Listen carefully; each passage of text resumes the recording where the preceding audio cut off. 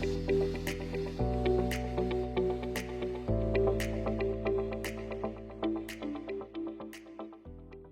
je vais inviter Servane Augier à venir nous rejoindre, qui est la directrice des affaires publiques de Numspot. Bonjour Servane, installez-vous, venez vous installer sur le... On nous en parlait, Claude Souverain. Installez-vous, voilà. Prenez un micro. Est-ce qu'il marche? Bonjour Servane. Bonjour à tous, oui il marche. Voilà. Alors, on a intitulé ça le Claude Souverain sort de l'ombre. C'est vrai que là, ce qu'on vient d'écouter, alors je rappelle, Numspot, c'est une plateforme de Claude Souverain qui regroupe donc des acteurs 100% français, d'Ocapost, la Banque des Territoires, à ne pas confondre avec la BPI, Dassault et Bouygues Télécom.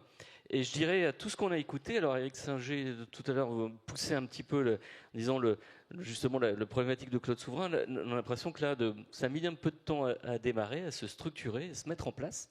Mais là, je dirais tous les vents sont favorables. On a comment se positionne la Numspot sur ce marché? C'est le bon moment là. Alors oui, c'est le bon moment effectivement parce qu'effectivement le sujet de la souveraineté, j'ai personnellement commencé à en parler dans le domaine du cloud déjà en 2018-2019 et notamment au moment de la sortie du Cloud Act. Donc on était à ce moment-là sur des enjeux très réglementaires. En fait, on disait il faut protéger la donnée de ces réglementations extraterritoriales qui permettent des réquisitions de données. Et donc on était vraiment sur ce sujet. Ce qui est très intéressant aujourd'hui, c'est que d'abord le sujet il a été pris dans les entreprises, il est pris dans les COMEX. Aujourd'hui, il est accompagné par des initiatives comme celle de l'IRN qui vient d'être évoquée. Mais surtout, en fait, il a dépassé ce stade exclusivement réglementaire pour être porté aujourd'hui au niveau de la maîtrise des dépendances ou de l'autonomie. Et dans ce contexte-là, en fait, on apporte avec Numspot, on apporte pas mal de réponses à tout ce qui a été évoqué tout à l'heure. La première, vous citiez notre actionnariat. Notre actionnariat, il est et public et privé. Et on est tous, je pense, assez convaincus que ce regain d'autonomie, il n'aura lieu qu'avec l'exemplarité de la commande publique qui est en train de se mettre en place, avec des commandes de plus en plus orientées vers les acteurs souverains, grâce au label notamment, et avec le renfort de la commande privée, puisqu'effectivement, la commande publique, elle représente à peine 10% du marché qu'on adresse. Donc les acteurs ont besoin que la commande privée se mette en place. Mais c'est un exemple. La commande publique, c'est l'exemple. C'est l'exemplarité, voilà. Absolument. Ouais. C'est pour ça que c'est important. Moi, j'aime beaucoup le concept de précommande dont parlait Bernard Giry, parce que plus que de subventions, effectivement, ce qui est important pour des acteurs comme nous, c'est d'avoir un carnet de commandes, c'est de faire fonctionner nos plateformes, de faire fonctionner nos services, de pouvoir les améliorer. Et ça, c'est plus avec des clients et des commandes qu'avec des subventions que ça se passe. Et là, on avait vraiment sur le marché une vraie prise de conscience, quoi. C'est un peu, on faisait le parallèle tout à l'heure avec la RSE et l'éco-responsabilité, où on a passé un cap, on en parlait depuis des années, maintenant il y a une prise de conscience. Et l'indépendance technologique et la souveraineté, c'est une vraie prise de conscience aujourd'hui. Alors, aujourd'hui, quelle est concrètement la valeur concrète qu'apporte Numspot oui. sur les données critiques, et puis où en êtes-vous vers la dimension Secnum Cloud? Est-ce que vous pouvez nous faire un état des lieux de l'offre aujourd'hui? Absolument. Alors Numspot, en fait, on crée une plateforme de service cloud qui est agnostique du sous-jacent d'infrastructure.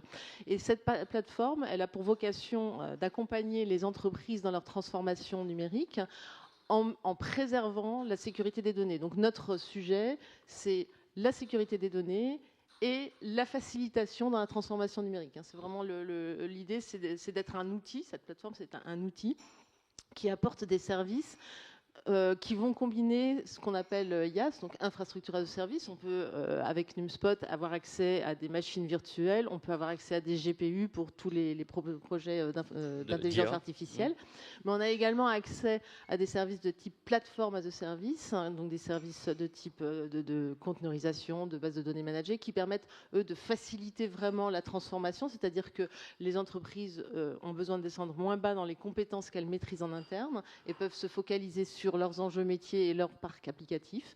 Et on a également une marketplace qui permet d'apporter des solutions de type infrastructure as a service, software as a service, qui sont les éditeurs qui vont être portés sur notre plateforme.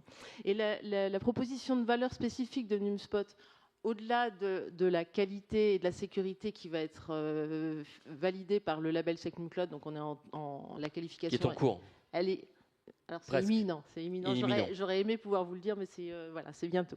Et donc on a dans tous les cas ISO 27001, on a HDS pour les données de santé qui sont les deux premières étapes importantes.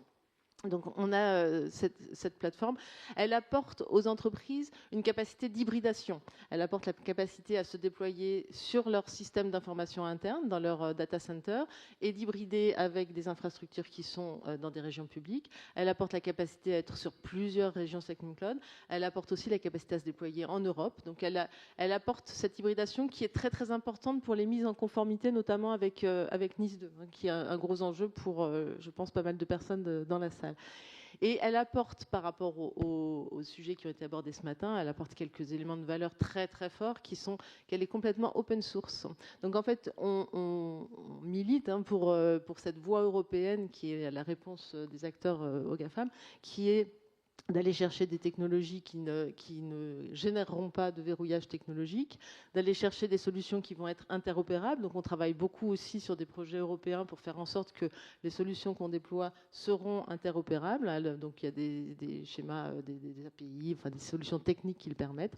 Et donc en fait l'idée c'est que la confiance, on va l'apporter à la fois par cette technologie ouverte et par les niveaux de qualification qui sont gagnés par nos équipes techniques. Alors, quand on pense souveraineté, là, vous parliez de données de santé, on pense aux données critiques et vraiment aux aspects de sécurité, mais plus largement, est-ce que, au-delà de tout ce qui est OIV, OSE, l'offre de panel concerne un peu tout le monde, y compris les ETI, les PME? C'est une offre beaucoup plus large, je dirais, qui est sur tout le panel de portfolio de services?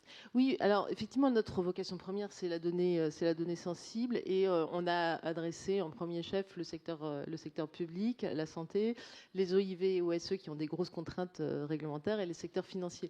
Mais d'une manière générale, c'est ce que je disais en préambule, c'est que ce sujet de l'autonomie, cette maîtrise des dépendances, cette maîtrise vis-à-vis d'acteurs qui peuvent du jour au lendemain augmenter leurs tarifs ou couper, souffrir d'un kill switch, en tous les cas, cette maîtrise-là, elle concerne toutes les entreprises, et d'une certaine manière, c'est souvent dans les tissus de PME, de TI qu'on a un réflexe de protection et une agilité pour basculer sur du souverain qui est peut-être plus rapide.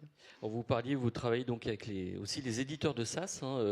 On parlait tout à l'heure des solutions de cybersécurité, notamment beaucoup US. En fait, c'est un marché potentiel, c'est-à-dire de permettre d'avoir un peu une espèce de volet souverain des éditeurs étrangers. Oui. En fait.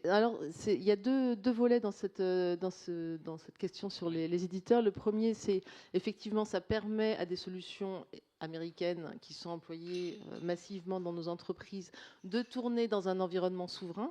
Et donc, ça permet d'éviter que les données, en l'occurrence, puissent être l'objet de réquisition. Là, ils viennent de plus en plus vous voir. C'est-à-dire que vous avez des contacts, vous leur permettez de répondre à l'événement du marché. Là. Absolument. C'est une des raisons pour lesquelles, en fait, dans nos solutions, on veut faciliter l'arrivée des éditeurs sur nos plateformes.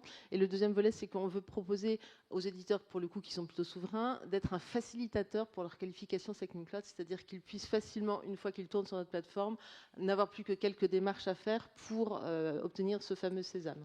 Alors justement, sur le sujet, est-ce que vous avez un message à faire passer au DSI présent, là, justement, sur cet aspect SaaS, je dirais? Oui, absolument. En fait, alors là, ça concerne plus les éditeurs de solutions américaines. On a eu le cas à plusieurs reprises, en fait, de clients qui nous demandaient si on pouvait porter un éditeur important sur notre plateforme. Donc on va voir l'éditeur avec la force de nos actionnaires qui est pas neutre, et on leur dit voilà, est-ce que vous voulez bien porter votre solution applicative en mode SaaS chez nous? Et je vous laisse imaginer qu'en fait ils préfèrent renégocier, parce qu'ils tournent en général déjà sur Google ou sur Amazon ou sur Oracle. Et ils préfèrent renégocier un engagement avec leurs clients plutôt que de faire l'effort de se porter sur une plateforme supplémentaire. Et là, mon message à vous tous, c'est faites corps. Faites corps, passez par vos associations, passez par le Césin, par les autres associations professionnelles. Mais faites corps pour dire à ces éditeurs que vous ne voulez pas être obligés, comme ça, d'aller sur ces plateformes américaines, que vous voulez vraiment qu'ils fassent cet effort de venir porter leur solution en mode SaaS sur des acteurs comme Numspot. C'est vrai que le premier réflexe, c'est la négo, et puis on anticipe l'étape suivante, c'est le portage vers d'autres solutions et la recherche d'agilité. En tout cas, merci en tout cas pour cet éclairage sur l'actualité de HubSpot aujourd'hui. Merci, on peut vous applaudir, Sarah. Merci à vous.